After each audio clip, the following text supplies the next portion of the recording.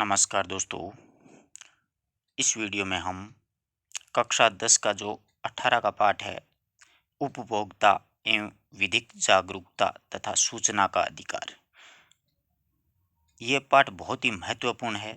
आप पीछे के रीड के या फर्स्ट ग्रेड के या जो भी पेपर्स लगे हैं उनमें देखना, इससे संबंधित आपको कोई ना कोई प्रश्न जरूर मिलता है। उपभोक्ता संरक्षण अधिनियम कब बना था, कब पारित हुआ, क्यों लागू किया गया, ये सारी बातें। पाठ बड़ा जरूर है परंतु बहुत ही इंटरेस्टेड पाठ है। बहुत अच्छा, बहुत आनंद आने वाला है इस पाठ में।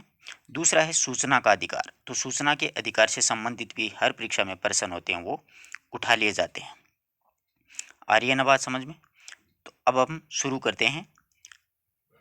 उपभोक्ता एवं विधिक कानून। तो देखिए, मानव विकास के साथ साथ मानवीय आवश्यकताएं बढ़ने लगी। यानी जैसे जैसे मनुष्य का विकास हुआ वैसे वैसे हमें वस्तुओं की भी आवश्यकता पड़ने लगी। तो आवश्यकताओं की पूर्ति करने के लिए मानव ने वस्तुओं का आदान प्रदान शुरू कर दिया। तो जब किसी वस्तु की अपन को आवश्यकता पड़ती है तो अपनी आवश्यकताओं की पूर्ति करने के लिए हम मनुष्य एक दूसरे से वस्तुओं का आदान प्रदान है वो शुरू कर दिया कि उसके पास वो चीज़ है तो ये उसके काम आ जाएगी, हमारे पास ये है तो ये उसके काम आ जाएगी। इस प्रकार हम उन चीज़ों का क्या करते हैं, आदान प्रदान एक दूसरे को दे देते हैं।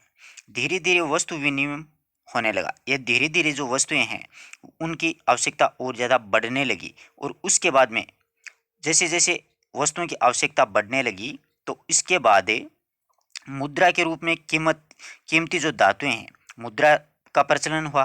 क्योंकि फिर खरीदने अपने को किसी चीज़ की आवश्यकता पड़ती है, आवश्यकता ज़्यादा हो जाती है तो फिर उस चीज़ को अपन बेचना शुरू कर देते हैं। तो बेचने के लिए अपन को क्या, पैसों की आवश्यकता पड़ती है। तो इसके बाद में मुद्रा के रूप में कीमती धातुएं जैसे सोने चांदी की बनी हुई मुद्राओं का चलन शुरू हो गया। तो धीरे धीरे सोने चांदी की मुद्राएं हैं वो शुरुआती दौर में वो मुद्राएं चली थी। भारतीय इतिहास में वर्णन मिलता है कि गायों को भी मुद्रा के रूप में प्रयोग किया जाता था। कि गाय को भी, यानी किसी चीज़ को खरीदने के लिए गाय को उसके बदले में अपन दे देते हैं तो गाय को भी एक मुद्रा के रूप में प्रयोग किया जाता था। कोई ऐसा समय था भारतीय इतिहास में जब व्यक्ति किसी वस्तु या सेवा का मूल्य देकर के, यानी कोई वस्तु या फिर सेवा का मूल्य देकर उसे प्राप्त करके उसका उपभोग करता है अर्थात लाभ लेता है, वह उपभोक्ता कहलाता है। उपभोक्ता किसे कहा जाता है? जैसे अपन है, अपन मार्केट में जाते हैं और अपने को मार्केट से कोई वस्तु लेके आनी है तो अपन वस्तु को खरीद के लाएंगे तो अपन उसके क्या हो गए, उपभोक्ता हो गए। अपन ने उस वस्तु का क्या किया, उपयोग किया, उपभोग किया, उसका लाभ उठाया। तो अपन क्या कहलाए, उपभोक्ता कहलाए। उप और भोक्ता अर्थात प्राप्त करके उपभोग करने वाला व्यक्ति, यानी किसी वस्तु को खरीद करके प्राप्त करके उसका उपभोग करने वाला, उसको भोगने वाला, उसका लाभ उठाने वाले व्यक्ति को क्या कहते हैं, उपभोक्ता कहा जाता है। उपभोक्ता अधिनियम 1986 के अनुसार उपभोक्ता व्यक्ति वह है, यानी उपभोक्ता व्यक्ति क्या होता है उसके बारे में यहाँ तक की बात आई समझ में। अब देखो, किसी वस्तु या फिर सेवा के प्रतिफल, यानी कोई वस्तु है उसकी उसका प्रतिफल यानी मूल्य का भुगतान, मूल्य को चुका देने वाला, भुगतान कर दिया हो अथवा भुगतान करने का वचन दे दिया हो। ये कोई ज़रूरी नहीं है कि अपन भुगतान ही करें। अपन क्या है कि उधार में भी तो कोई वस्तु खरीद करके उसका भी लाभ ले सकते हैं। तो या फिर या तो उसका भुगतान कर दिया हो या फिर भुगतान करने का उसको क्या दे दिया हो, वचन दे दिया हो, वह व्यक्ति क्या कहलाएगा, उपभोक्ता कहलाएगा। आई पहली बात समझ में।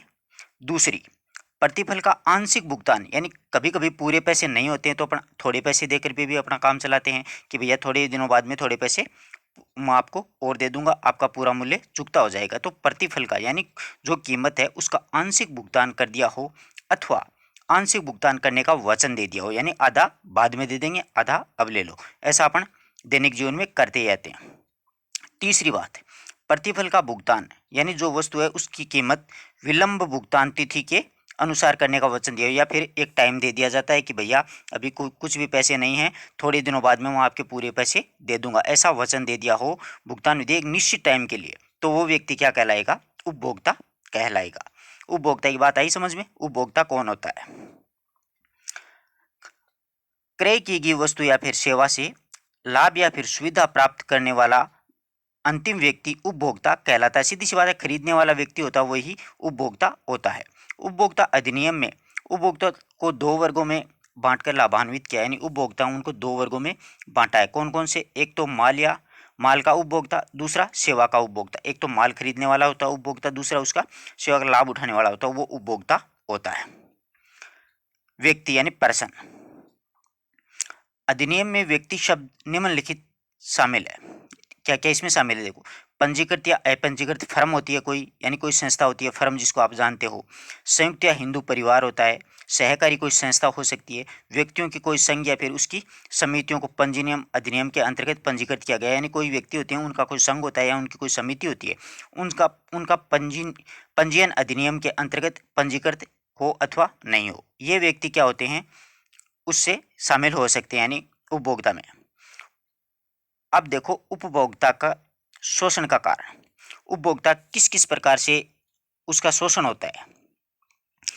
व्यक्ति जब किसी वस्तु या सेवा का प्रतिफल यानी मूल्य भुगतान करके प्राप्त करता है, कोई व्यक्ति होता है, कोई बाजार से वस्तु खरीदता है, उसका मूल्य दे करके उसका भुगतान प्राप्त करता है, यानी उसका मूल्य चुका देता है, वस्तु प्राप्त करता है, या फिर भाड़े पर लेता है कोई वस्तु यानी किराए पर, क्रेता के मूल्य के अनुसार वस्तु या सेवा का लाभ या सुविधा प्राप्त नहीं होती है उस वस्तु से, तब उस स्थिति में उपभोक्ता का शोषण कहा जाता है। उपभोक्ता शोषण निम्न प्रकार से होता है, यानी उपभोक्ता का शोषण किस किस प्रकार से होता है कि अपन कोई वस्तु खरीदते हैं बाजार से, मूल्य देकर के भुगतान करके उस वस्तु को प्राप्त करते हैं, या फिर उसको अपन भाड़े पर ले लेते हैं, या क्रेता के मूल्य के अनुसार वस्तु या फिर सेवा के लाभ से उसको सुविधा प्राप्त नहीं होती है, तो उस स्थिति में उपभोक्ता का क्या हो जाता है, शोषण कहा जाता है। अब देखो, शोषण किस किस प्रकार से होता है, देखिए आप लोग।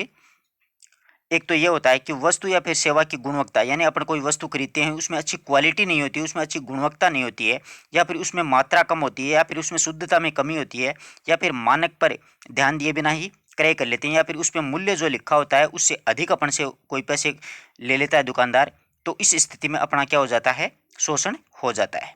दूसरा है, वस्तु या फिर सेवा के विभिन्न प्रकारों के उपलब्ध होने पर सही वस्तु या सेवा का चयन नहीं हो पाता है, यानी वस्तु या सेवा की विभिन्न अलग अलग क्वालिटी होती है हर एक चीज़ की। जैसे अपन एक साबुन की बात करते हैं, अपन एक मार्केट से साबुन खरीदते हैं, तो हर कंपनी अपने अपने अलग अलग तरीके से उस साबुन को बनाती है, कोई किस तरीके से, कोई किस तरीके से। अपन भारत देश में अधिकांशतः क्या होता है, एक सस्ती की तरफ दौड़ते हैं, परंतु अपन क्वालिटी को ध्यान ही नहीं देते हैं। तो कोई खराब वस्तु होती है, वो सस्ते में भी अपन को मिल जाती है, परंतु अपने दैनिक जीवन में वो फायदेमंद नहीं होती है, तो हमारा क्या हो जाता है, यहाँ पर शोषण हो जाता है। उसका अपन अच्छे से चयन नहीं कर पाते हैं कि कौन सी वस्तु अच्छी है, कौन सी खराब है। अपन को तो सस्ती दिखी, तुरंत खरीद ली, बल्कि अपना यहाँ पर क्या हो गया, शोषण हो गया, क्योंकि उसकी क्वालिटी, उसकी गुणवत्ता है, उसमें शुद्धता है, वो बिल्कुल भी नहीं है।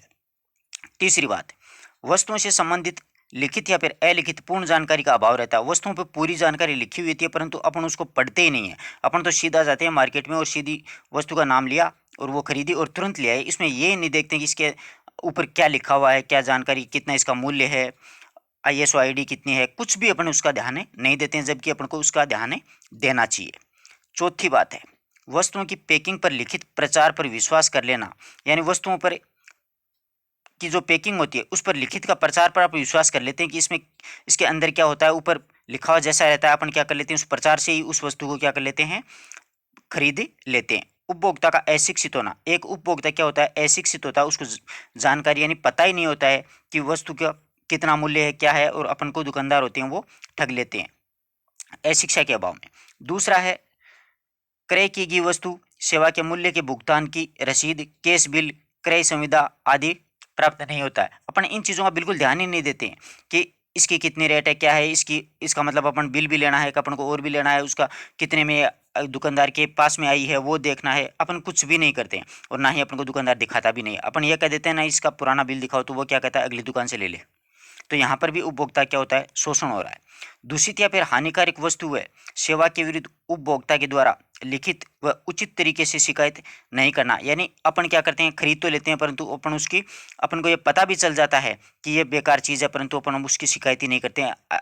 यानी मैं गारंटी से कह सकता हूँ कि 90% लोगों को तो ये नहीं पता है कि इसकी शिकायत होती कहाँ पर है। अपन तो दुकानदार से झगड़ा वगड़ा कर लेते हैं और कुछ नहीं है, और वहीं से बात को ख़त्म कर देते हैं। तो अपन को इस चीज़ का पता नहीं होता है, इसलिए अपना क्या हो जाता है, यहाँ पर शोषण हो जाता है। आगे देखो, शीघ्र शिकायतों पर शीघ्र निर्णय नहीं होना, और अपन शिकायत भी करते हैं तो शीघ्र यहाँ पर निर्णय नहीं हो पाता है। उपभोक्ताओं का संगठित नहीं होना, और एक दूसरी बात, जितने भी ग्राहक होते हैं वो सारे संगठित कभी नहीं होते हैं। सरकार पर पूंजीपतियों और उद्योगपतियों का प्रभाव आदि होना, और सरकार पर तो पूंजीपति और उद्योगपति होते हैं, वही शासन करते हैं। तो ये सारी बातें होती हैं, इस सारी बातों की वजह से अपना क्या हो जाता है, चारों तरफ से शोषण हो जाता है। अपन को उस चीज़ से कोई मतलब कोई जानकारी नहीं होती उस वस्तु का, और अपना दिन ब दिन शोषण ही चलता रहता है। आगे बात, अब देखो उपभोक्ता के शोषण के प्रकारों में, उपभोक्ता का शोषण कई प्रकार से किया जाता है। विशेष रूप से शोषण की स्थिति तब होती है जब वस्तुओं का उत्पादन अधिक और पूंजीवादी शक्तिशाली बड़ी कंपनियां करने लगती हैं। शोषण शोषक को दो वर्गों में बांटा गया है, माल या फिर वस्तु के रूप में, शोषण व सेवा के रूप में शोषण। इनके निम्नलिखित शोषण है। अब इसको देखो शोषण किस किस प्रकार से करते हैं अपना ये कंपनी वाले। माल या वस्तु तोल में करते हैं, मात्रा वजन और माप में कमी होना, तो अपना शोषण हो गया ना। वो तोलते कम है, मात्रा उसमें कम दे देते हैं, वजन कम दे देते हैं, मापे कम दे देते हैं, तो इन सभी चीज़ों की कमी होने से अपना क्या होता है, शोषण होता है। बताई गई कीमत या फिर दर्शाई गई किस्म का नहीं होना। एक तो बताई गई हो या फिर दर्शाई गई किस्म होती है, यानी मतलब क्वालिटी, जिसकी गुणवत्ता अपन बोलते हैं, उस गुणवत्ता में कमी मिलती है अपन को, अपन उस पर भी ध्यान नहीं देते, तो अपना क्या होता है, शोषण। शुद्धता मिलावट, इसमें अशुद्धता और मिलावट का भी होना, यानी ये तो बाजार में बोलबाला चल ही रहा है, अशुद्ध सामान बहुत आ रहा है, इसमें बहुत सी मिलावटें भी आ रही हैं, फिर भी अपन कुछ नहीं करते हैं। निर्धारित मूल्य से अधिक मूल्य वसूलना, ये तो दुकानदार का मुख्य काम होता है, इससे भी क्या होता है, अपना ही शोषण होता है, यानी उपभोक्ता का ही शोषण होता है। वस्तु की अपेक्षित क्षमता व गुणवत्ता में कमी होना, वस्तु को का असुरक्षित होना, और वस्तु के दोषों को जानबूझकर छिपाना जो उपभोग करने के लिए उजागर होते हैं। ये इन सभी तरीकों से अपना क्या हो रहा है, यहाँ पर शोषण हो रहा है। ना तो अपन तौल पर, मात्रा पर, वजन पर या माप पर ध्यान देते हैं, तो अपना शोषण ही होता है। बताई जाती है और दर्शाई जाती है उस किस्म में भी, यानी गुणवत्ता में भी बिल्कुल पूरा अंतर मिलता है, यहाँ पर अपना ही शोषण होगा। अशुद्धता और मिलावट हर चीज़ में मिलती है। निर्धारित मूल्य से अधिक वसूलना, ये तो दुकानदार का मुख्य गुण होता है, उपभोक्ता का शोषण होता है। वस्तु की अपेक्षित क्षमता व गुणवत्ता में तो कमी मिलती है। वस्तु के असुरक्षित होना, यानी सुरक्षा की कोई गारंटी नहीं है, ले ली तो वो वस्तु तुम्हारे नुकसान करे, साइड इफेक्ट करे, तुम्हारे शरीर में कोई प्रॉब्लम करे, चारों तरफ से फंसते अपन ही हैं, यानी अपना ही नुकसान है, अपना ही शोषण होना है। वस्तु के दोषों को जानबूझकर छिपाना, यानी वस्तु में क्या क्या दोष हैं उसको जानबूझकर छिपा देते हैं, और उपभोक्ता उपभोग करने पर उजागर होते हैं, और उपभोग करने के बाद में उजागर होने से कुछ भी बंटना नहीं है, और अपन उसको खरीद करके घर पर ले आते हैं, तो इस वजह से अपना क्या होता है, शोषण होता है। यहाँ पर प्रश्न बहुत अच्छा बनता है कि उपभोक्ता का शोषण किस किस कारण से होता है, तो यहाँ पर तीन ऑप्शन अपन को दे देंगे, एक अलग दे देंगे, या फिर एक इनमें से दे देंगे, तीन अलग दे देंगे, तो ये अपन को अच्छे तरीके से याद करने हैं। इस प्रकार से अपना क्या होता है, यहाँ पर शोषण होता है। ठीक है, आगे बात समझ में। अब आगे देखिए, वस्तु या माल का कृत्रिम अभाव पैदा करके अधिक मूल्य, यानी कृत्रिम अभाव बता देते हैं कि मार्केट में वस्तु आ रही नहीं है, और अगर आपको लेनी है तो इसका मूल्य इतना लगेगा। जैसे वस्तु है 100 रुपये की, और वो कहेगा कि इस वस्तु की तो कमी है, वस्तु है ही नहीं, अगर आपको यही वस्तु चाहिए तो 150 रुपये देने पड़ेंगे, और इस अभाव में अपन 150 रुपये दे देते हैं, तो अपना 50 रुपये का नुकसान हो गया। घटिया माल खरीदने के लिए उपभोक्ता को मजबूर करना, और घटिया माल खरीदने के लिए उपभोक्ता को मजबूर ऐसे यूँ किया जाता है कि क्वालिटी का जो माल होता है, जो अच्छी गुणवत्ता वाला जो माल होता है, वो दुकानदार अपने सामने पेश ही नहीं करता है कि भैया यही जो, जैसे अपन तेल की बात करें कि खाने के लिए ये तेल है हमारे पास, तो इसका मूल्य 120 रुपये है, और इसके अलावा हमारे पास कोई तेल ही नहीं है, वो बिल्कुल घटिया है। जबकि अपन क्वालिटी वाला लेंगे तो 250 का पड़ेगा, वो अपन खरीदेंगे नहीं, और 120 वाला घटिया गुणवत्ता की कमी वाला जो खाद्य तेल है वो अपन खरीद लेते हैं। इस प्रकार से मजबूर भी कर देते हैं अपन को खरीदने के लिए, क्योंकि गुणवत्ता वाली जो वस्तु होती है वो अपने तक नहीं पहुंच पाती है।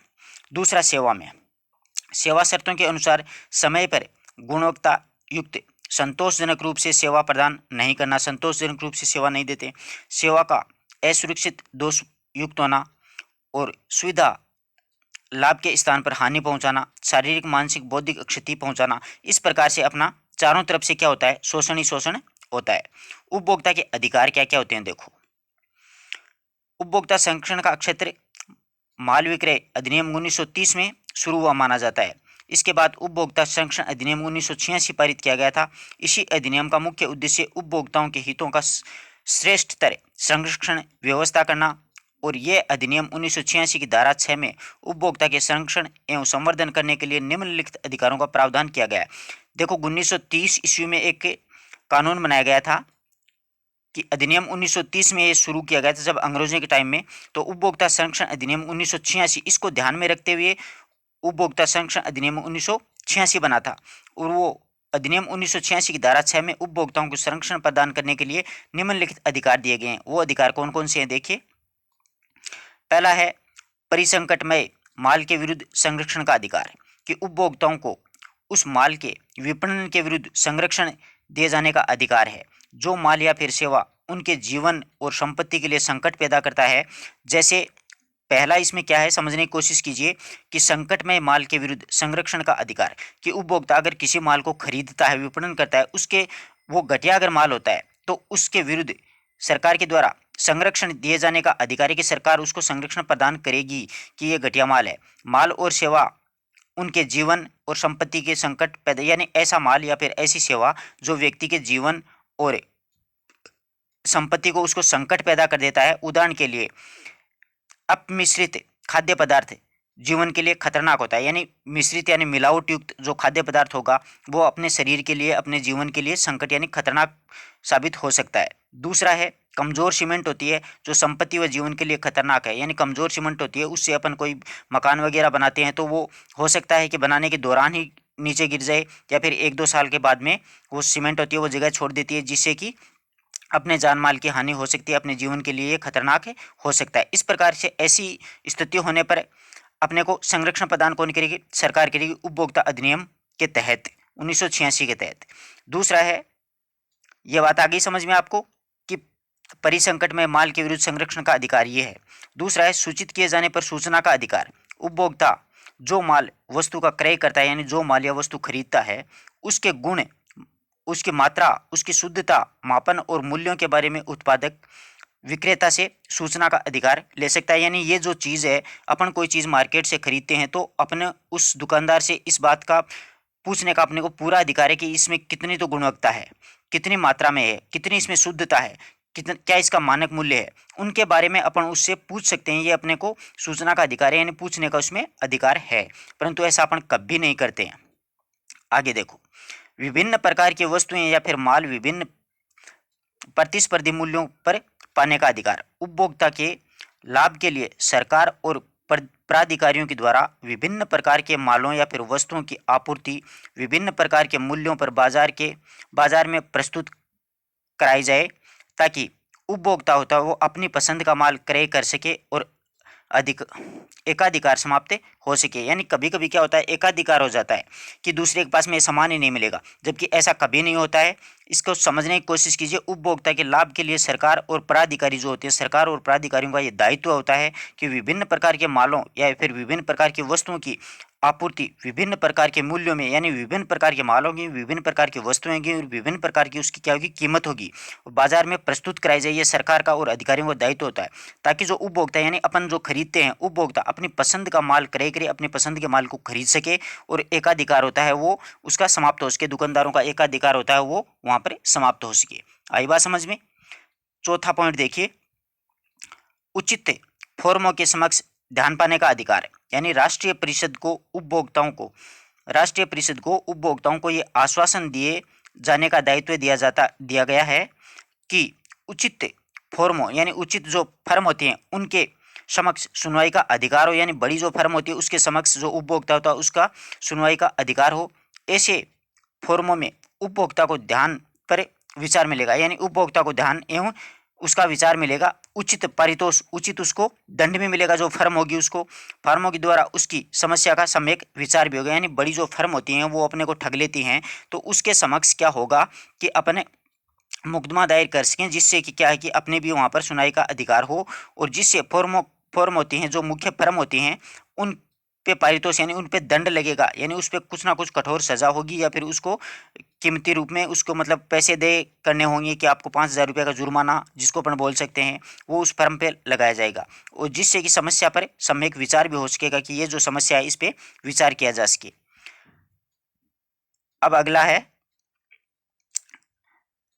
अनैतिक शोषण के विरुद्ध पारितोष प्राप्त करने का अधिकार है। यानी अनैतिक शोषण होता है उसके विरुद्ध भी पारितोष यानी उसका हर्जाना प्राप्त करने का अधिकार है। उपभोक्ता संरक्षण अधिनियम की धारा 36 में उपभोक्ताओं को अवरोध या फिर अनुचित व्यापारिक व्यवहारों या फिर अनैतिक शोषण के विरुद्ध पारितोष प्राप्त करने का अधिकार दिया गया। बहुत अच्छी है ये धारा 36 है। इसमें उपभोक्ता संरक्षण अधिनियम की धारा 36 में यह बताया गया है कि उपभोक्ताओं को अवरोध या फिर अनुचित व्यापारिक व्यवहारों के, यानी उसके साथ में अगर उपभोक्ता के साथ में कोई फर्म होती है वो अनुचित व्यवहार करती है, कोई दुकानदार होता है उसे अनैतिक शोषण के विरुद्ध, यानी उसे अनैतिक शोषण किया जा रहा है, तो उस जो फर्म होती है, जो दुकानदार होता है, उससे परितोष प्राप्त करने का अधिकार, यानी उससे हर्जाने के रूप में राशि लेने का भी अधिकार दिया गया है उपभोक्ता संरक्षण अधिनियम 1986 की धारा 36 के तहत। अब 28 में है कि उपभोक्ता शिक्षा पाने का अधिकार, यानी उपभोक्ता को शिक्षा पाने का भी अधिकार है। राष्ट्रीय उपभोक्ता परिषद को यह दायित्व दिया गया है कि उपभोक्ता को संरक्षण अधिनियम के अंतर्गत उनके उपचारों के प्रति उचित शिक्षा उपलब्ध कराई जाए। एक बार लोगों को यदि उनके अधिकारों को बोध करा दिया, यानी उपभोक्ताओं को क्या क्या अधिकार प्राप्त हैं उनका अगर अपन को जानकारी मिल गई, बोध करा दिया जाए, तो विनिर्मिता यानी जो निर्माण करने वाली कंपनियां या फिर व्यापारिक लोग हैं और व्यापारियों के द्वारा शोषण के विरुद्ध अपने आप को शक्तिशाली महसूस कर सकें, यानी अपन को यह पता चल जाए कि इसमें ये फर्म या जो व्यापारी लोग हैं इसमें इसने इस प्रकार से शोषण किया है, तो अपन को उनके अधिकारों का अगर पता होगा तो अपन उनके विरुद्ध में आवाज़ उठा सकते हैं। तो यह बात होती है जिससे कि अपन होते हैं उन व्यापारियों के विरुद्ध क्या होते हैं, बिल्कुल अपने आप को शक्तिशाली महसूस करते हैं। यह बात छठी नंबर शर्त में कही गई है।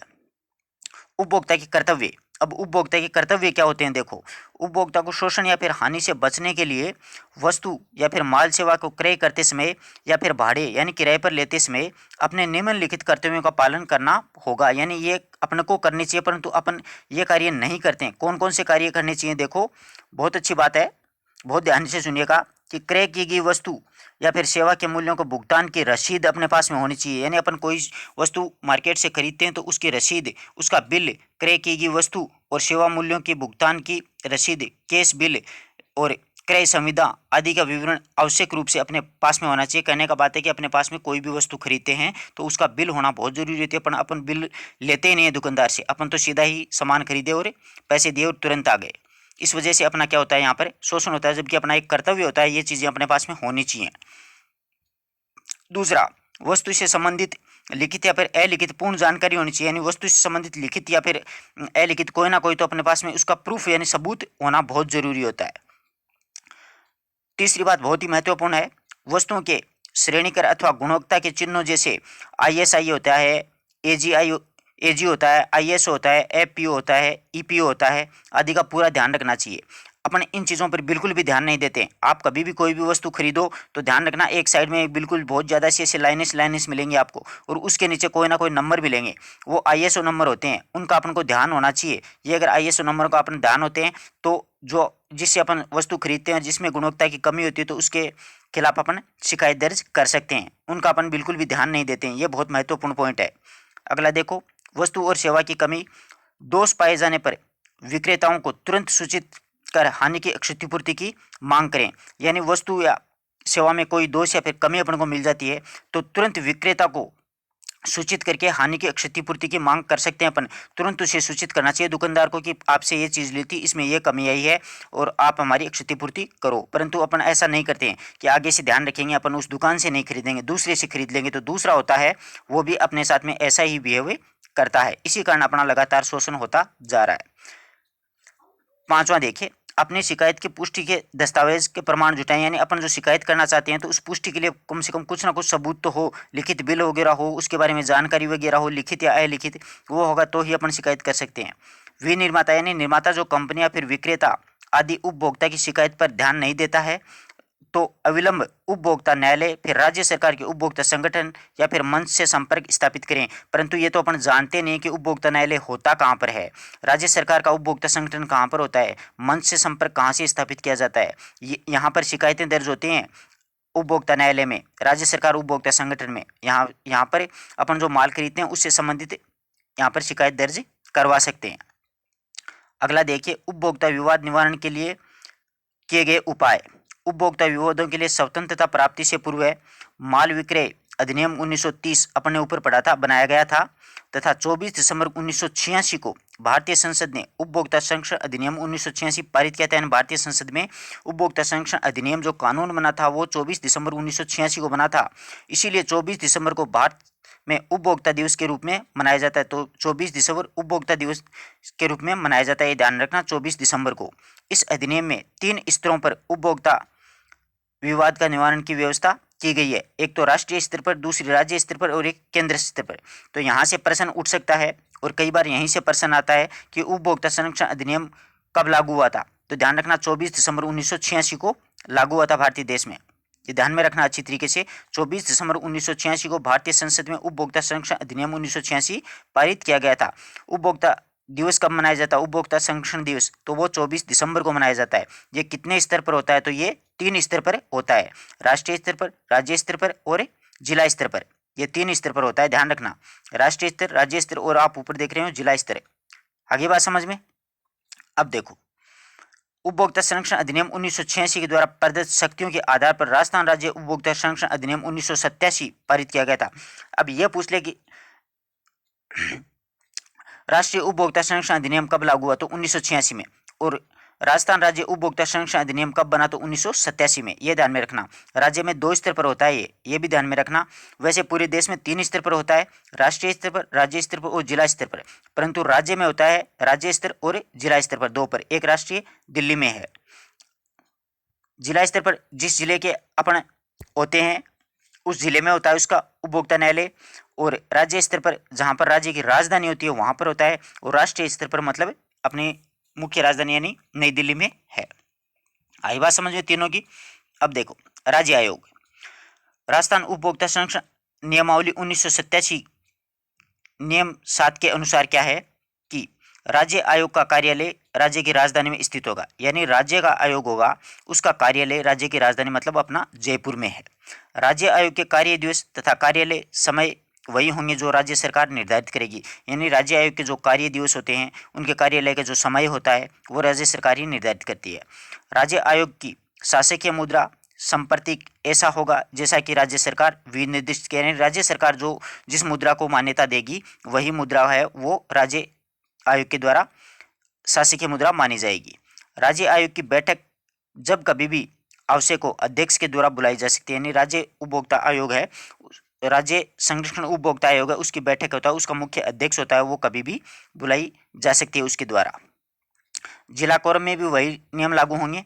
उपभोक्ता संरक्षण अधिनियम 1987 के नियम 4 के अनुसार, इसमें नियम 4 के ऊपर नियम 7 के अनुसार राज्य के अनुसार, ये अब जिले में 7 के 4 के अनुसार है। देखो, जिला फोरम का कार्यालय जिला मुख्यालय पर स्थापित होगा, यानी उपभोक्ता संरक्षण का जिला में जो कार्यालय होगा वो जिला मुख्यालय पर होगा। जैसे अपना डिस्ट्रिक्ट अलवर है तो अलवर जिले में इसका मुख्य कार्यालय होगा। ठीक है। जिला फोरम के कार्य दिवस तथा कार्य समय वही होंगे जो राज्य सरकार जारी करेगी, यानी ऊपर जो अपन ने राज्य के पढ़े वही नियम लागू होंगे। जिला फोरम में शासकीय मुद्रा तथा संप्रतीक ऐसा होगा जैसा राज्य सरकार विनिर्दिष्ट करेगी। जिला फोरम की बैठक जब कभी आवश्यक हो अध्यक्ष के द्वारा बुलाई जा सकती है। सारी शर्तें वही हैं, बस इतना सा ध्यान में रखना, इसका मुख्यालय होगा वो जिला मुख्यालय पर होगा, इसका कार्यालय राज्य जिला उपभोक्ता संरक्षण का कार्यालय जिला मुख्यालय पर होगा। आगे देखिए, उपभोक्ता विवाद निवारण के प्रावधान। वस्तु या फिर सेवा का मूल्य तथा हर्जाने के लिए चाहिए गई राशि 20 लाख, ये बहुत महत्वपूर्ण है। तीनों पॉइंट बहुत ही ध्यान से सुनिएगा कि आप शिकायत कैसे करेंगे, कहाँ करेंगे, कब करेंगे और कितनी राशि पर आप शिकायतें कर सकते हैं। तीनों ही पॉइंट बहुत महत्वपूर्ण है, ध्यान देने योग्य है, प्रश्न यहीं से उठता है। तो देखो, वस्तु या फिर सेवा का मूल्य तथा हर्जाने के लिए चाहिए गई राशि 20 लाख रुपए तक से अधिक नहीं हो, यानी कोई भी अपन किसी फर्म से कार्य करवाते हैं या कोई वस्तु वगैरह खरीदते हैं तो उसकी राशि अगर 20 लाख रुपए से अधिक नहीं है तो प्रत्येक जिले पर स्थापित जिला फोरम, यानी प्रत्येक जिले, अपने राजस्थान में 33 जिले हैं तो 33 जिलों में जिला मुख्यालयों पर उपभोक्ता न्यायालय बना हुआ है, तो प्रत्येक जिले पर स्थापित फोरम मंच के उपभोक्ता अपनी वाद या शिकायत दर्ज कर सकता है। यानी 20 लाख रुपए तक की राशि होगी तो अपन जिला स्तर पर इसकी शिकायत कर सकते हैं। दूसरी बात, वस्तु या फिर सेवा का मूल्य हर्जाने के रूप में चाहिए गई राशि 20 लाख रुपए से अधिक तथा 1 करोड़ रुपए तक की सीमित हो, यानी 20 लाख से अधिक होगी और 1 करोड़ तक राशि होगी, तो ऐसे विवादों का निवारण जो कराने के लिए है वो उपभोक्ता के द्वारा राज्य आयोग में वाद शिकायत दर्ज कर सकता है। यानी अपन जो राजधानी में जो कार्यालय है उपभोक्ता राज्य आयोग, यानी जो राजधानी होती है वहां पर जो कार्यालय है वहां पर अपन 20 लाख रुपए से अधिक और 1 करोड़ तक की राशि होगी उसकी शिकायत अपन राजधानी में कर सकते हैं। तीसरी बात इसमें क्या है, वस्तु या सेवा का मूल्य 1 करोड़ से अधिक हो, वस्तु या सेवा का मूल्य 1 करोड़ से अधिक हो तो उपभोक्ता के द्वारा अपना वाद शिकायत राष्ट्रीय उपभोक्ता संरक्षण आयोग के वाद या शिकायत दर्ज कर सकता है। इसमें 3 बातें हैं कि पहली बात तो है कि 20 लाख रुपए तक राशि होगी तो जिला स्तर पर शिकायत दर्ज करवा सकते हैं। 20 लाख से अधिक और 1 करोड़ तक की राशि होगी तो राज्य स्तर पर यानी राजधानी में कार्यालय होगा वहां पर 1 करोड़ रुपए से अधिक की कितनी भी राशि हो सकती है तो उसकी शिकायत अपन दर्ज करा सकते हैं राष्ट्रीय संरक्षण आयोग के द्वारा। शिकायत राष्ट्रीय उपभोक्ता संरक्षण आयोग में वाद या शिकायत दर्ज कर सकते हैं। आशा करता हूं तीनों ही बातें अच्छी तरीके से आपको समझ में आई होंगी। 20 लाख रुपए तक की राशि है जिला स्तर पर, 20 लाख से अधिक 1 करोड़ तक है राज्य स्तर पर, 1 करोड़ से अधिक है तो राष्ट्रीय उपभोक्ता संरक्षण अधिनियम में अपन दर्ज करवा सकते हैं। आई बात समझ में।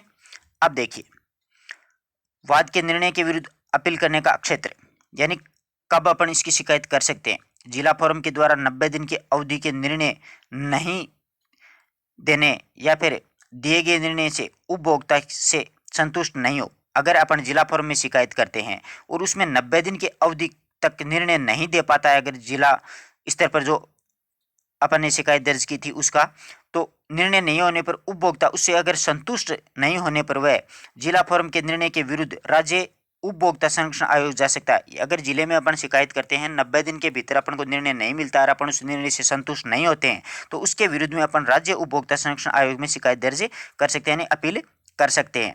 अपील करने की अवधि 30 दिन की रहेगी यानी 30 दिन के भीतर भीतर अपन अपील कर सकते हैं। जैसे देखिए इस बात को समझने की कोशिश कीजिए। आज अपन ने क्या किया, जिला स्तर पर जिला उपभोक्ता संरक्षण आयोग का जो मुख्यालय जिले में वहाँ पर शिकायत दर्ज की और उसने 90 दिन के भीतर अपन को कोई मतलब ऐसा निर्णय नहीं दिया जिससे कि अपन संतुष्ट हों, या फिर निर्णय दे दिया परंतु अपन संतुष्ट नहीं है। अगर संतुष्ट नहीं है तो अपन इसके विरुद्ध में एक अपील कर सकते हैं। कहाँ कि राज्य उपभोक्ता संरक्षण आयोग यानी अपनी राजधानी में अपील कर सकते हैं। उस अपील करने की अपनी अवधि 30 दिन के भीतर भीतर होगी यानी 30 दिन के अंदर अंदर उस निर्णय से अपन संतुष्ट नहीं है तो 30 दिन के अंदर अंदर अपन राज्य उपभोक्ता संरक्षण आयोग में अपील कर सकते हैं। इससे ज़्यादा समय निकल गया तो अपन शिकायत दर्ज नहीं करा सकते।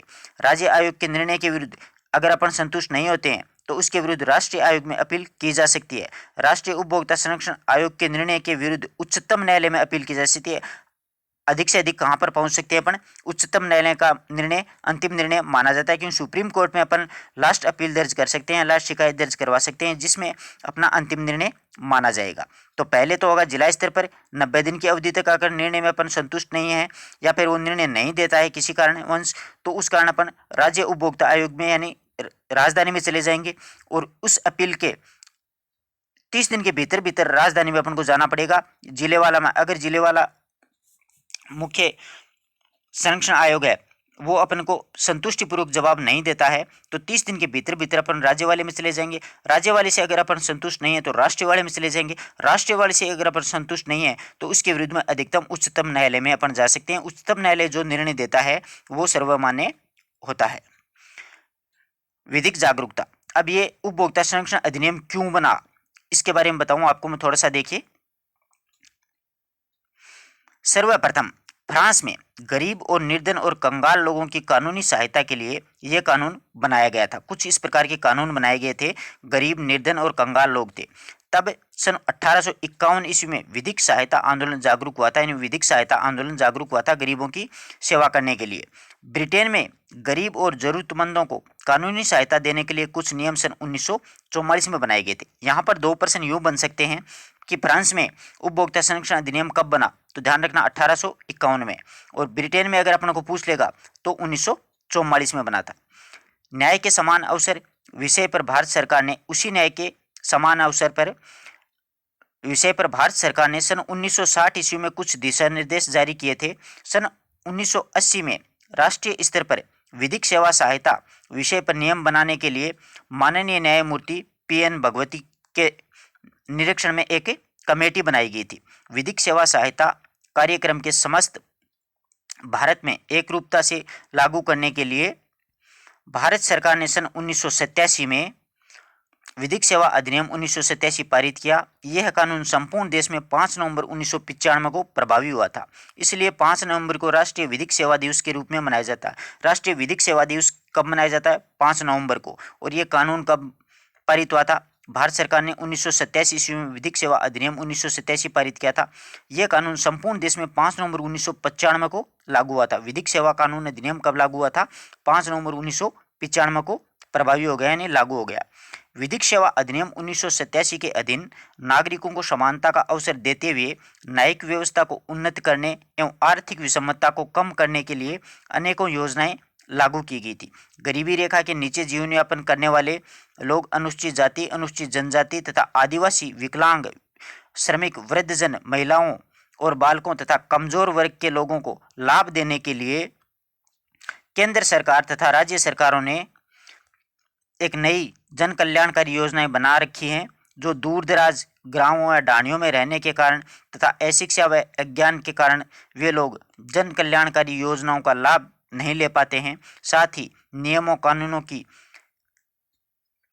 अनभिज्ञता के कारण आपराधिक कृत्य भी कर देते हैं, यानी ऐसे कार्य भी कर देते हैं जिसको अपराध की श्रेणी में रखा जाता है। इस कारण से ये नियम लागू हुआ था।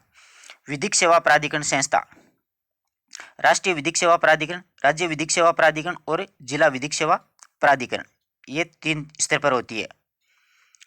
और तहसील विधिक 4 स्तर पर है। तहसील विधिक सेवा समितियां। विधिक सेवा प्राधिकरण अधिनियम 1987 के तहत गठित सेवा संस्थाओं के द्वारा जन कल्याणकारी योजनाओं और संशोधित नियम कानूनों की जानकारी समाज के सभी नागरिकों तक पहुंचाने का कार्य विधिक जागरूकता कहलाती है। यानी विधिक जानकारी सभी को पहुंचाना और जन कल्याणकारी जो योजनाएं सरकार चलाती है उन योजनाओं की जानकारी पहुंचाना और कानून से संबंधित सारी जानकारी समाज के सभी नागरिकों तक पहुंचाना ही विधिक जागरूकता कहलाती है। राजस्थान विधिक सेवा प्राधिकरण, ये कब लागू हुआ था? देखिए,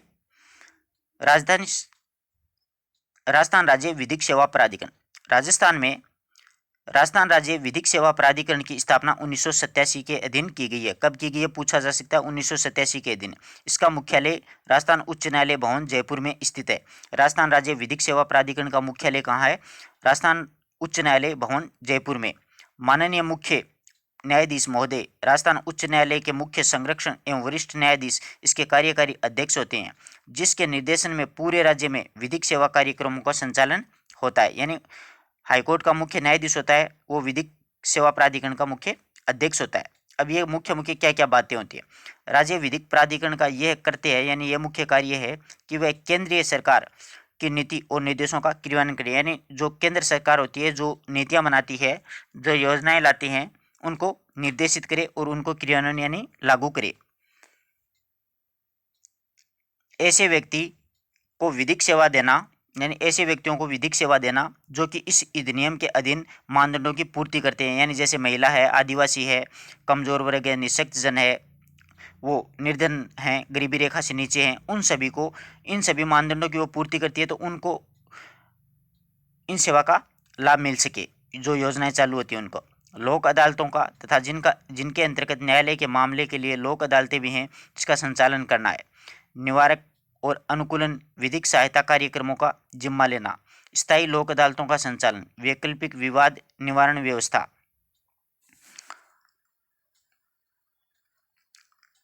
विधिक चयन एवं प्रचार प्रसार करना, ऐसे कर्तव्यों का पालन करना जो कि केंद्रीय प्राधिकरण के द्वारा निर्देशित किए जाएं। राजस्थान राज्य विधिक सेवा प्राधिकरण के द्वारा 2 पैनल अधिवक्ता व 2 पैरा लीगल वॉलंटियर्स की विधिक जागरूकता की टीमें गठित की गई हैं।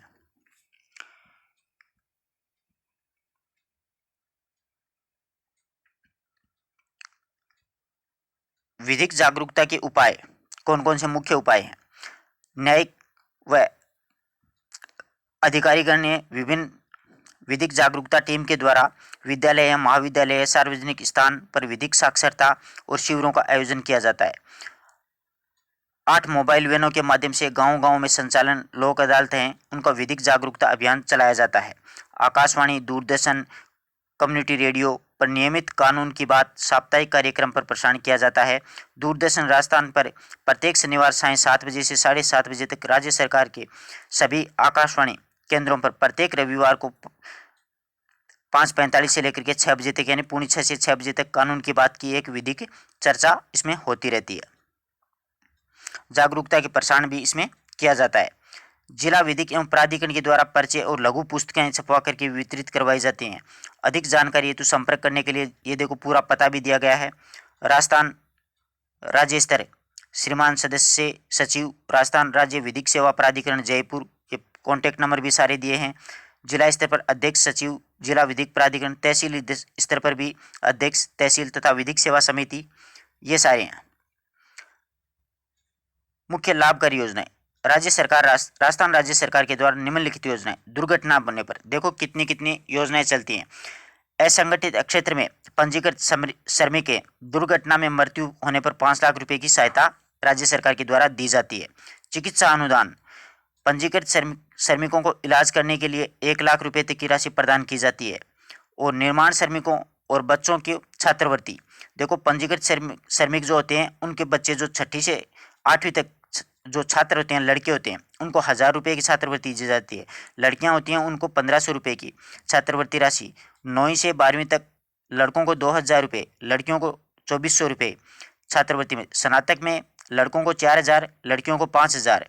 और स्नातकोत्तर यानी एमए में लड़कों को 6000, लड़कियों को 8000 रुपये की छात्रवृत्ति दी जाती है। ये श्रमिक मजदूर होते हैं, उनके बच्चों के लिए छात्रवृत्ति की योजनाएं शुरू की गई हैं।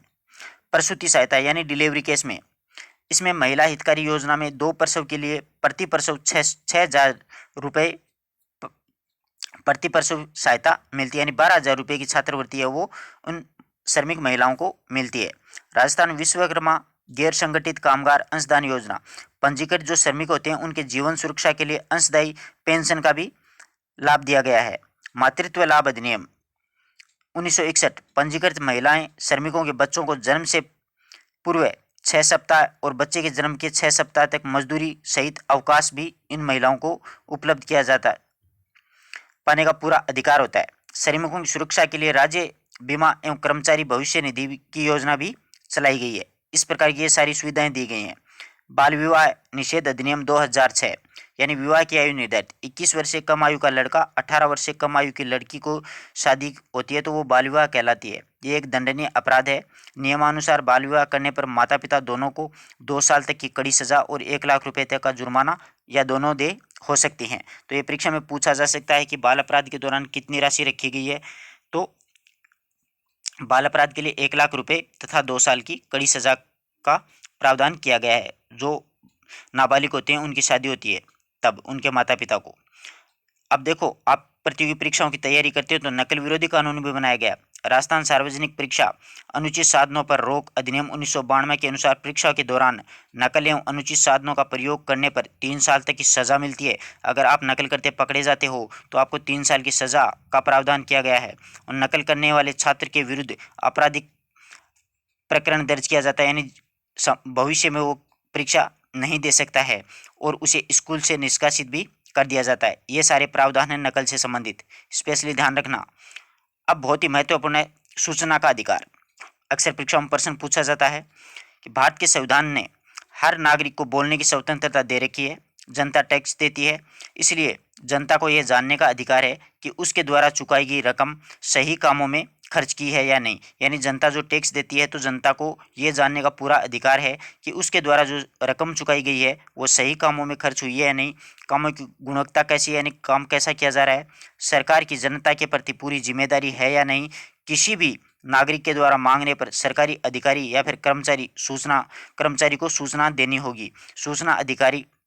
सूचना की जानकारी लेना नागरिकों का अधिकार है, यही सूचना का अधिकार कहलाता है। यानी अपन किसी भी प्रकार की सूचना प्राप्त कर सकते हो इस अधिकार के तहत।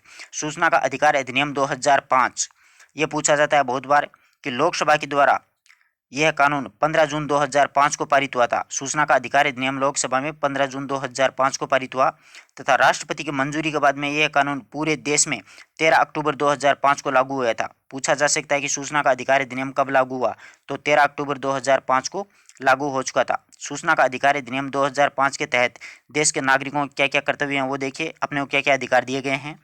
ये हैं कि हर नागरिक को यह अधिकार है कि वह राज्य सरकार और केंद्र सरकार से किसी भी विभाग या फिर किसी भी कार्यालय से सूचना प्राप्त कर सकते हो। आप केंद्र सरकार या राज्य सरकार के किसी भी विभाग, किसी भी कार्यालय से कोई भी नागरिक कोई भी सूचना प्राप्त कर सकता है।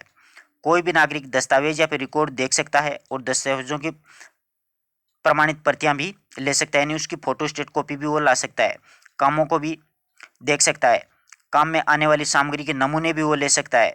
कंप्यूटर की सीडी या फ्लॉपी की सूचना भी वो ले सकेगा, यानी सभी प्रकार की सूचनाएं के उनके पास अधिकार हैं। और मजदूर के मिस्ट्रोल है, लॉगबुक है, टेंडर के दस्तावेज हैं, केस बुक है, विभाग की योजनाएं आदि की जानकारी लेने का पूरा पूरा उसको अधिकार है। सूचना का अधिकार प्राप्त करने का तरीका क्या है, अपन किस प्रकार से ये जानकारियां प्राप्त कर सकते हैं, उसका तरीका देखो। लोगों को ये नहीं पता होता है कि कोई भी नागरिक जो सूचना लेना चाहता है उसे निर्धारित प्रपत्र पर आवेदन पत्र देना होगा। अपन कोई भी सूचना लेंगे तो अपन को कोई ना कोई एप्लीकेशन लिख के देनी पड़ेगी। आवेदन पत्र के साथ में 10 रुपये का एक पोस्टल ऑर्डर भी जमा करवाना होगा, यानी उस एप्लीकेशन के साथ में एक 10 रुपये का पोस्टल ऑर्डर लगेगा। अगर सूचना बड़े आकार के कागज़ पर नकल की है तो अलग से राशि देनी होगी। अगर सूचना बड़ी है, बड़े कागज़ का इस्तेमाल हुआ है, तो अपन को अलग से राशि देनी होगी। सीडी या फिर फ्लॉपी अपन लेना चाहते हैं तो प्रत्येक के 50 रुपये अपने जमा करवाने होंगे। फोटोकॉपी अगर लेनी है तो प्रत्येक के 2 रुपये के पृष्ठ के हिसाब से अपने को देने होंगे। रिकॉर्ड या दस्तावेज देखने के लिए 10 रुपये तथा जमा कराने के लिए के बाद में 1 घंटा निःशुल्क रिकॉर्ड भी अपन देख सकते हैं। उसके बाद में 15 मिनट के बाद में उससे कम समय के लिए उसको 5 रुपये देने होंगे। यानी अपना अपना जो सूचना लेने चाहते हैं वो सूचना अगर बड़ी है, उसमें अधिक टाइम लग रहा है, तो अपन को प्रत्येक 15 मिनट के 5 रुपये ही देने होंगे। आवेदन के 30 दिवस के अंदर सूचना प्राप्त कर सकेगा, यानी अपन कोई भी सूचना लेना चाहते हैं, एप्लीकेशन देते हैं 10 रुपये का पोस्टल ऑर्डर लगाकर, तो 30 दिनों के भीतर अपने पास में वो सूचना पहुंच जाती है। व्यक्ति को जीवन या फिर स्वतंत्रता के बारे में 48 घंटों की सूचना प्राप्त कर सकेगा। सहायक सूचना अधिकारी 35 दिन में सूचना मंगवा करके उन्हें देगा। अपन जिस विभाग से, जिस कार्यालय से सूचना अगर प्राप्त करना चाहते हैं तो उस विभाग का मुख्य कार्यकारी जो सूचना अधिकारी होता है वो 35 दिन के भीतर अपने को सूचना मंगवा कर देता है। और समय अवधि के अंदर सूचना नहीं मिलने पर सूचना देने से इनकार माना जाएगा, यानी एक निश्चित समय होता है, उस पर अगर अपने को सूचना नहीं मिलती है तो वो सूचना से इनकार माना जाएगा कि अपने को सूचना नहीं देना चाहता है। सूचना नहीं देने पर जुर्माना अथवा पेनल्टी की सूचना, वो देखो, सूचना देने वाला अधिकारी बिना किसी ही कारण से आवेदन लेने से मना करे तो जानबूझकर गलत या फिर अधूरी या फिर भ्रामक सूचनाएं दे तो 250 रुपये जुर्माना, 250 रुपये रोजाना, कुल 25,000 रुपये तक की जुर्माना प्रावधान है। यानी जितने दिन का 30 दिन का समय होता है, अगर वो नहीं देता है तो प्रत्येक दिन का 250 रुपये का उसको जुर्माना लगेगा। अधिकतम 25,000 रुपये तक का उसका जुर्माने का प्रावधान है। उस अधिकारी के समक्ष विरुद्ध अपन इतना जुर्माना लगा सकते हैं। सूचना आयोग लोक अदालत सूचना अधिकारी के विरुद्ध अनुशासनात्मक कार्रवाई में सिफारिश भी की जा सकती है, यानी वो अपने को जानकारी नहीं देगा तो अपन होते हैं वहाँ पर अनुशासनात्मक उसकी कार्रवाई करके उसके विरुद्ध अपने शिकायत भी दर्ज करा सकते हैं। कौन सी सूचना नहीं मिल सकती, ये भी ध्यान में देने वाली बात है। राज्य की सुरक्षा संबंधी कोई सूचना अपन नहीं ले सकते हैं, क्योंकि ये राज्य का मुख्य कर्तव्य होता है राज्य की सुरक्षा का। दूसरा, सुरक्षा रणनीति, विज्ञान, आर्थिक मामलों की गोपनीयता की जानकारी, ये जानकारी भी अपन नहीं ले सकते। विदेश से प्राप्त गोपनीय सूचनाएं जो होती हैं, रॉक एजेंट वगैरह होते हैं, उनसे अपन कोई सूचना नहीं ले सकते हैं, जिससे न्यायालय, संसद, विधानसभा के अधिकार का हनन होता है। इस प्रकार की कोई सूचना अपन नहीं प्राप्त कर सकते हैं।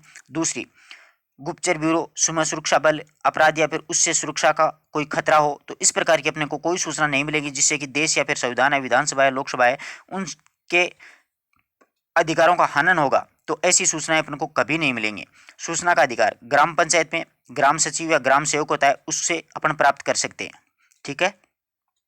पंचायत समिति आती है तो विकास अधिकारी से, जिला परिषद आती है तो मुख्य कार्यकारी अधिकारी से, नगर पालिका में अधिशासी अधिकारी से, राज्य सरकार के द्वारा सहायता प्राप्त संस्थाओं के मुख्य कार्यकारी जो अधिकारी होते हैं उनसे, विश्वविद्यालय में कुल सचिव यानी कुलपति होता है उससे, सरकारी विभाग के विभागा जो अध्यक्ष होता है उसके अधीन वरिष्ठतम अधिकारी होते हैं उनसे सूचना प्राप्त कर सकते हैं।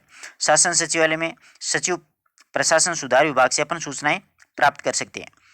अब देखो अपील का समय, लोक सूचना अधिकारी से सूचना मिलने में 30 दिन से के अंदर उच्च अधिकारी के समक्ष अपन अपील कर सकते हैं। अपन मान लो कोई सूचना प्राप्त करना चाहते हैं और वो अपन को सूचना नहीं देता है 30 दिन तक, तो 30 दिन के भीतर अपन उससे ऊपर का जो अधिकारी होता है उसके समक्ष उस नीचे वाले की अपील कर सकते हैं कि हम उससे ये सूचना प्राप्त करना चाहते थे और उन्होंने हमें सूचना नहीं दी है। अपील अधिकारी, ग्राम सेवक की अपील सरपंच को, विकास अधिकारी की अपील प्रधान को, अतिरिक्त कलेक्टर की अपील जिला कलेक्टर को, और यह प्रथम अपील की जा सकती है। यानी ग्राम सेवक को से अपन सूचना प्राप्त करना चाहते हैं तो ग्राम सेवक को अपने को सूचना नहीं देता तो सरपंच को उसकी शिकायत कर सकते हैं। विकास अधिकारी नहीं देगा तो प्रधान को। अतिरिक्त जिला कलेक्टर होता है, वो नहीं देता है तो जिला कलेक्टर को अपन उसकी अपील कर सकते हैं। यह प्रथम अपील की जा सकती है। 30 दिन की सुनवाई नहीं होने पर दूसरी अपील राज्य सूचना आयोग को करनी होगी। अगर 30 दिन के भीतर ये सूचनाएं नहीं देते हैं तो दूसरी अपील होती है, अपन राज्य सूचना आयोग पर करनी पड़ती है अपन को। इस प्रकार से अपन ने उपभोक्ता संरक्षण अधिनियम और सूचना के अधिकार से अधिनियम से संबंधित कुछ जानकारियां प्राप्त की हैं। आशा करता हूं कि सारी बात आपको बहुत अच्छे से समझ में आई होगी। यह बिंदु बहुत महत्वपूर्ण होते हैं, थोड़ा ये पढ़ लेते हैं। किसी वस्तु या सेवा के प्रतिफल चुका करके उसे प्राप्त कर अंतिम उपयोगकर्ता उपभोक्ता कहा जाता है। यानी अपन कोई कीमत चुका करके किसी वस्तु को प्राप्त करते हैं तो वो क्या कहलाता है? उपभोक्ता। यानी उस वस्तु को भोगता है, उस वस्तु का वो लाभ उठाता है। वस्तु या सेवा क्रय करते समय या फिर भाड़े पर लेते समय उसकी गुणवत्ता, मात्रा, शुद्धता, उपयोगिता एवं मानक पर अपन को क्या करना चाहिए? ध्यान देना चाहिए। मात्रा, माप, शुद्धता में कमी होने पर तथा निर्धारित मूल्य से अधिक मूल्य मांगने वाले पर तुरंत शिकायत करें। उपभोक्ता अपने अधिकारों व कर्तव्यों के प्रति सजग रहे। सरकार के द्वारा संचालित कल्याणकारी व लाभकारी योजनाओं की जानकारी रखना विधिक जागरूकता है। सूचना का अधिकार 2005 में प्रत्येक नागरिक को अधिकार देता है कि वह केंद्र व राज्य सरकार के किसी भी विभाग, कार्यालय से सूचना प्राप्त कर सकता है या फिर रिकॉर्ड उसका देख सकता है। 30 दिवस के अंदर सूचना नहीं मिलने पर या फिर सूचना नहीं होने पर सूचनार्थ के द्वारा उच्च अधिकारियों से शिकायत की जा सकती है। 30 दिन के भीतर पर अगर अपन को सूचना नहीं मिलती है तो अपन ऊपर के अधिकारी को शिकायत कर सकते हैं। नागरिक को सूचना के विरुद्ध अपील करने का भी अधिकार है। आशा करता हूं कि पूरा पाठ आपको अच्छे से समझ में आया होगा। अगर किसी बात का कोई डाउट हो तो आप लोग कमेंट बॉक्स में लिख सकते हो। और इसमें से आपको मैंने बता दिया कि सूचना के अधिकार से संबंधित यहाँ से प्रश्न उठ सकते हैं। उपभोक्ता संरक्षण से संबंधित आपको मैंने बता दिया कि ऐसे ऐसे होते हैं, एक जिला स्तर, एक राज्य स्तर और एक राष्ट्रीय स्तर पर। 3 स्तर पर ये उपभोक्ता के विरुद्ध शिकायत की जा सकती है। एक पे 20 लाख रुपए तक, दूसरे पे 20 से 1 करोड़ तक और 1 करोड़ से अधिक पर राष्ट्रीय स्तर पर। धन्यवाद दोस्तों।